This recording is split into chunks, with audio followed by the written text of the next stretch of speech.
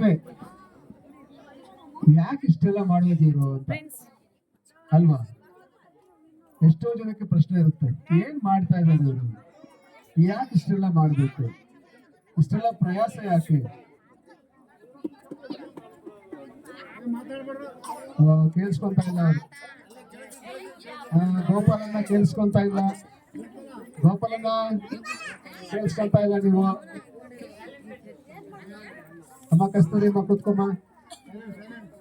ಅಕ್ಕ ಆಗಿದ್ದಾರೆ, ಈಗ ಅವರು ಸ್ಯಾರಿ ಕಟ್ಕೊಂಡು ಕಸ್ತೂರಿ ಅಕ್ಕ ಆಗಿದ್ದಾರೆ. ಎಲ್ಲ ಮಕ್ಕಳು ಚಂದ ರೆಡಿ ಆಗಿ ಬಂದಿದ್ದೀರ.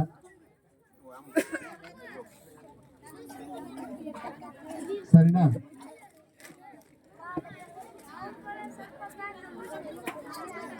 ಹೋಗ್ತಾರೆ ಎಲ್ಲ ಹೆಣ್ಮಕ್ಳ ಕೇಳಿಸ್ಕೋಬೇಕು. ಯಾರು ತಿಂಡಿ ತರಂಗಿಲ್ಲ, ತಿಂಡಿ ನಿಮ್ಗೋಸ್ಕರ ಸಿದ್ಧವಾಗ್ತಾ ಇದೆ, ತಿಂಡಿ ತರಕ್ ಹೋಗಿದ್ದಾರೆ, ಎಲ್ಲರಿಗೂ ತಿಂಡಿ ಸಿಗುತ್ತೆ. ಆಯ್ತಾ ಅಕ್ಕ? ಆಯ್ತಾ ಅಕ್ಕ ಆಯ್ತಾ? ಸಿದ್ದಮ್ಮಕ್ಕ ಆಯ್ತಾ? ಇನ್ನಾರಪ್ಪ? ಓಕೆ, ಮಾತಾಡಿ. ಈಗ ಹಲೋ ಸರ್, ನಮಸ್ಕಾರ. Okay okay, thank you. ಸ್ವಲ್ಪ ಒಂದು 5 ನಿಮಿಷ ಎಲ್ಲ ಗಮನ ಕೊಟ್ಟು ಕೇಳಿಸ್ಕೊಡ್ರಿ. ಇಷ್ಟೆಲ್ಲ ನಾವು ಮಾಡೋದಕ್ಕೆ ಕಾರಣ ಏನು ಗೊತ್ತಾ? ಏಸಪ್ಪ ನಮ್ಮನ್ನ ಪ್ರೀತಿ ಮಾಡಿದ್ದಾರೆ. ಈ ಪ್ರೀತಿಯ ಸಂದೇಶವನ್ನ ನಮ್ಮೆಲ್ಲರಿಗೂ ತಿಳಿಸೋದಕ್ಕೆ ನಾವಿಷ್ಟೆಲ್ಲ ಪ್ರಯಾಸ ಪಡ್ತಿರ್ಬೇಕು. ಇದನ್ನು ನೀವು ದಯಮಾಡಿ ಅರ್ಥ ಮಾಡ್ಕೊಳ್ಬೇಕು. ದೇವರು ಲೋಕವನ್ನು ಸೃಷ್ಟಿ ಮಾಡಿದಾಗ ಎಲ್ಲವೂ ಚಂದ ಇತ್ತು. ದೇವರನ್ನು ಸೃಷ್ಟಿ ಮಾಡಿದ್ರಲ್ಲಿ ಯಾವುದೇ ಕಲ್ಮಶ ಇರಲಿಲ್ಲ, ಯಾವುದೇ ತಪ್ಪಿರ್ಲಿಲ್ಲ, ಯಾವುದೇ ಪಾಪ ಇರಲಿಲ್ಲ, ಯಾವುದೇ ಮಿಸ್ಟೇಕ್ಸ್ ಇರಲಿಲ್ಲ. ಆದ್ರೆ ಮನುಷ್ಯನು ಯಾವಾಗ ದೇವರಿಗೆ ಅವಿಧೇಯನಾದನೋ, ಯಾವಾಗ ಪಾಪವು ಮನುಷ್ಯನ ಹೃದಯದಲ್ಲಿ ಬಂದಿತೋ, ಆಗ ಎಲ್ಲವೂ ಕೆಟ್ಟೋಯ್ತು. ದೇವ್ರ ವಾಕ್ಯ ಹೇಳ್ತಾರೆ, ಮನುಷ್ಯನು ಪಾಪ ಮಾಡಿದ್ರಿಂದಲೇ ದೇವರಿಂದ ದೂರವಾದನು. ದೇವರಿಂದ ದೂರ ಆಗೋದು ಮಾತ್ರ ಅಲ್ಲ, ಅವನಿಗೆ ಯಾವ್ದು ನಿಶ್ಚಯ ಆಯ್ತು? ಮರಣ ಅನ್ನೋದು ನಿಶ್ಚಯ ಆಯ್ತು. ಅದಕ್ಕೆ ದೇವ್ರ ವಾಕ್ಯ, ಪಾಪವು ಕೊಡುವ ಸಂಬಳ ಮರಣ. ಎಲ್ಲರೂ ಹೇಳ್ರಿ, ಪಾಪವು ಕೊಡುವ ಸಂಬಳ ಮರಣ. ನೀವು ಕೆಲಸ ಮಾಡಿದ್ರೆ ನಿಮ್ಗೆ ಮಂತ್ ಆದ ತಕ್ಷಣ ನಿಮ್ಗೆ ಒಂದು ಸಂಬಳ ಸಿಗುತ್ತೆ, ಹೌದಲ್ವ? ಆದ್ರೆ ಪಾಪ ಮಾಡ್ಕೊಂಡು ಹೋದ್ರೆ ಸಿಗುವಂತ ಸಂಬಳ ಯಾವುದು? ಮರಣ. ಸರಿ, ಮರಣ ನಮಗೆ ಸಂಬಳ ಸಿಗ್ತಾ ಇದೆ, ಮರಣ. ಯಾಕೆ? ನಾವು ತಪ್ಪು ಮಾಡುವಂತವ್ರು, ಪಾಪ ಮಾಡುವಂತವ್ರು, ದ್ರೋಹ ಮಾಡುವಂತವ್ರು.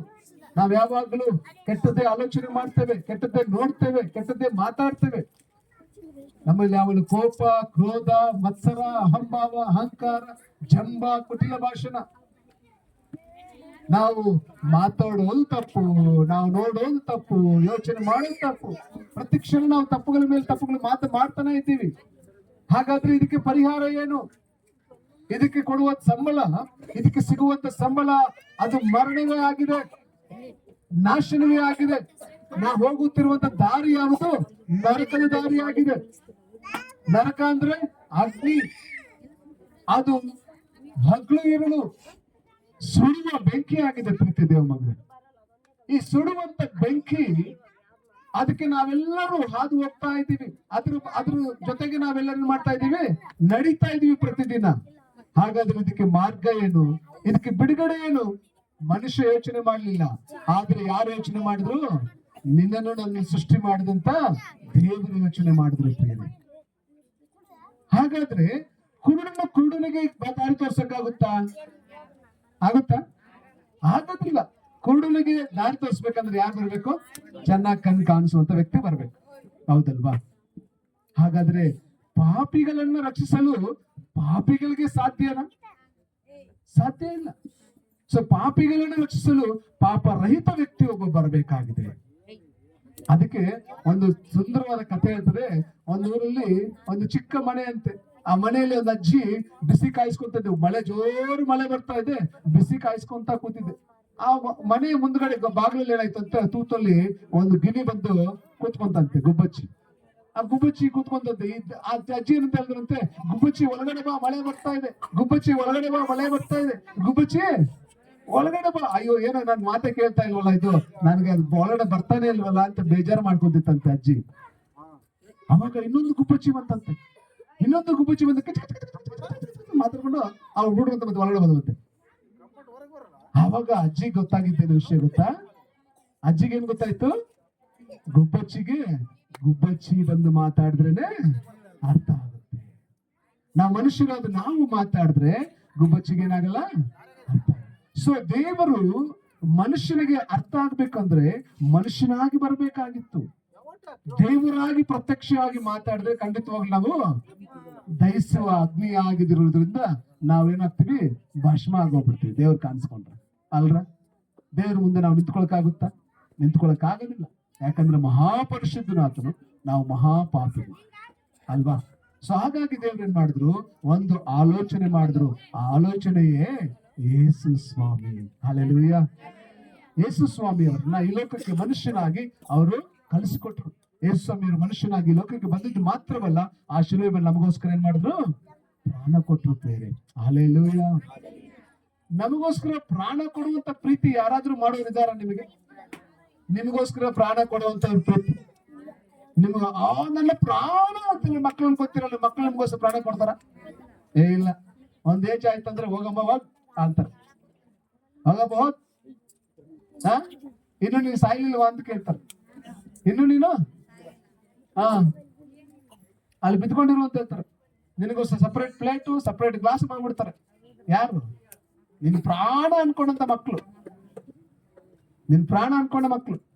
ನೀನ್ ಸೈನ್ ಮಾಡೋರ್ಗು ಕಾಯ್ತಾರ ಅಷ್ಟೇ. ನೀನ್ ಆಸ್ತಿ ಇದ್ರೆ ಸೈನ್ ಮಾಡಿದ ತಕ್ಷಣ ನೀನ್ಯಾರು ನಾನ್ಯಾರು, ನಿನ್ ಪ್ರಾಣ. ಸೊ ಪ್ರೀತಿ ದೇವ ಮಗಳಿಗೆ, ಈ ಲೋಕದಲ್ಲಿ ನಿಮ್ಮನ್ನು ಪ್ರಾಣ ಕೊಡುವಷ್ಟು ಪ್ರೀತಿ ಯಾರು ಮಾಡ್ಲಿಕ್ಕೆ ಸಾಧ್ಯ ಇಲ್ಲ. ಆದ್ರೆ ಒಬ್ಬರೇ ಒಬ್ರು ಮಾಡಿದ್ರು, ಅದು ಯಾರು? ಯೇಸು. ಯವನಸ್ಥರು ಕೇಳಿಸ್ಕೊತಾ ಇದ್ರೆ ಹಿಂದ್ಗಡೆ, ಎಸ್, ಯವನಸ್ಥರು ಕಂಡ್ರೆ ಬಹಳ ಖುಷಿ ನನ್ಗೆ. ಅವರೆಲ್ಲ ಬಹಳ ಆಸಕ್ತಿಯಿಂದ ಬಂದು ಕೂತಿದ್ದೀರಾ. ಯೇಸು ನಮಗೋಸ್ಕರ ಪ್ರಾಣ ಕೊಟ್ಟು, ಯಾಕೆ?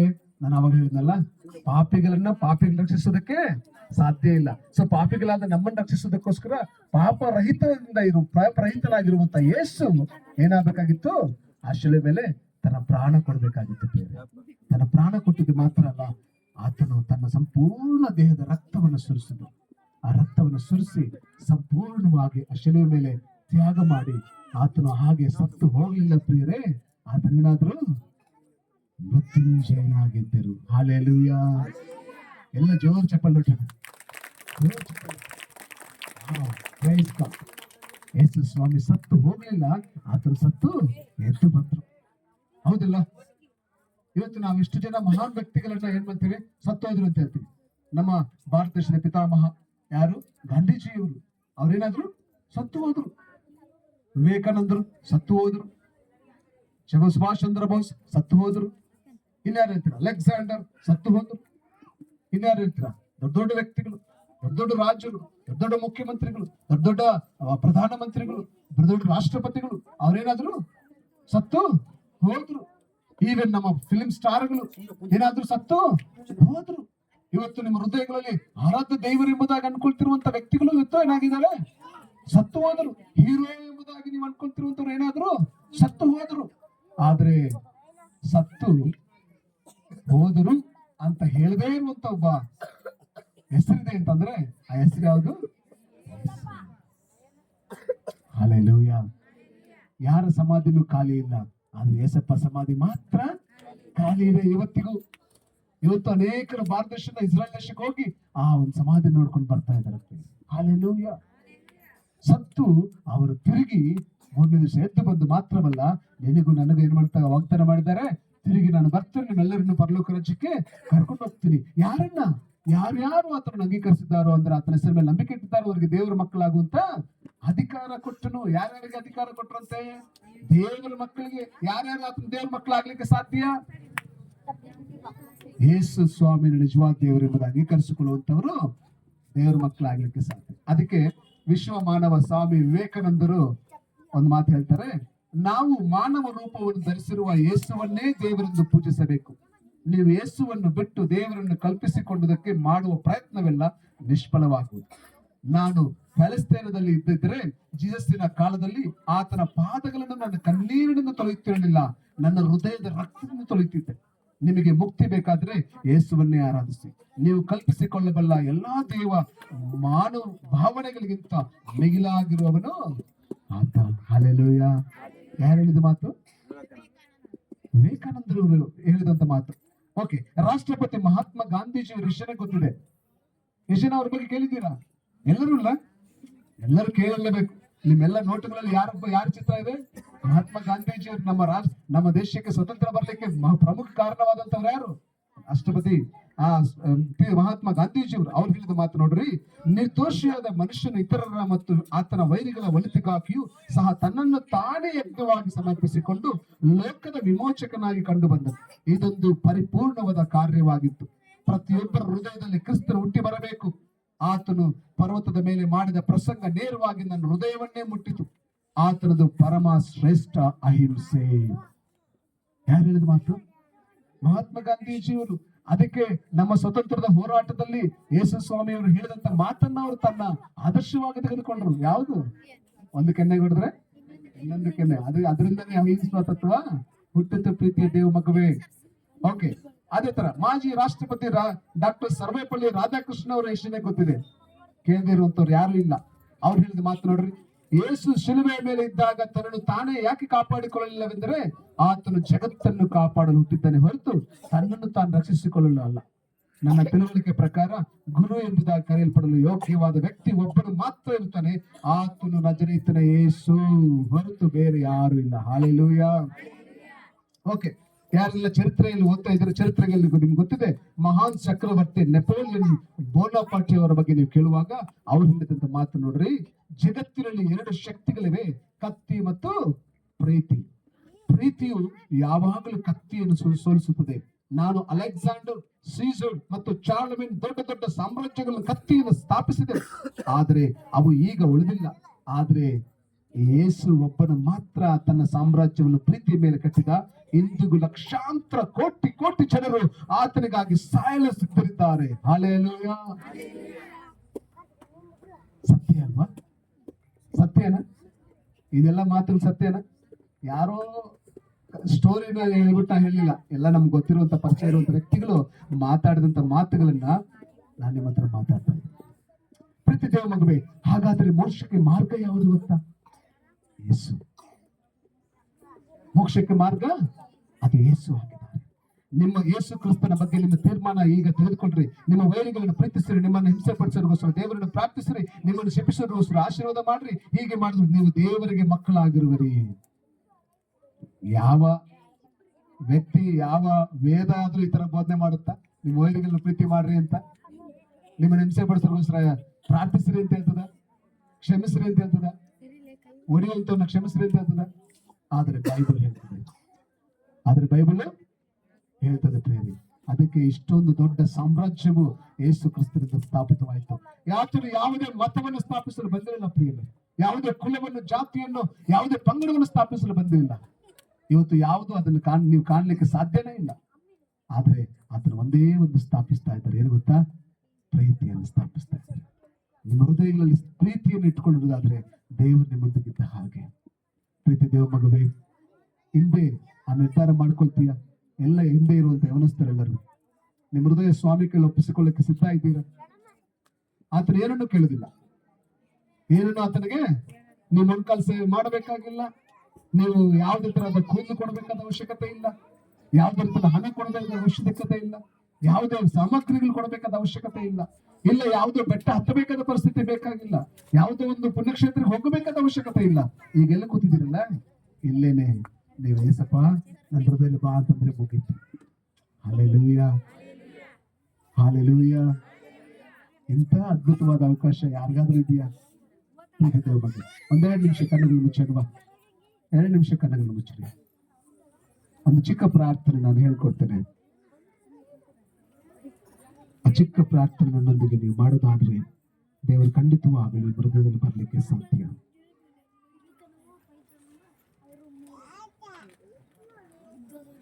ಹಿಂದೆ ಯೇಸುವನ್ನು ನಂಬಿರಿ, ಆತ ನಿಮಗೆ ಪಾಪ ಕ್ಷಮಾಪಣೆ, ಶಾಂತಿ ಮತ್ತು ಮೋಕ್ಷ ನೀಡುವನು. ಯೇಸು ಹೇಳಿದ್ದಾರೆ, ನಾನೇ ಮಾರ್ಗವು ಸತ್ಯವೂ ಜೀವವೂ ಆಗಿದ್ದೇನೆ.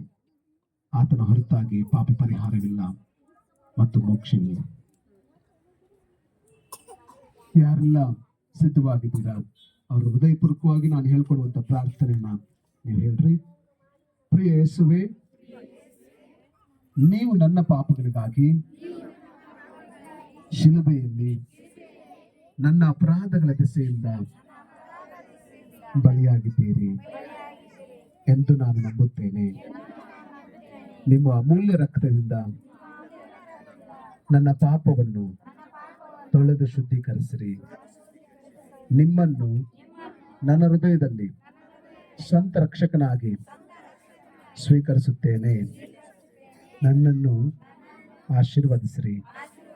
ಯೇಸು ನಾಮದಲ್ಲಿ ಬೇಡುತ್ತೇನೆ ತಂದೆ, ಆಮೆನ್. ನಿನ್ನ ಪ್ರಾರ್ಥನೆ ಸಲುವಾಗಿ ಈಗ ನಿನ್ನ ಪಾಪಗಳ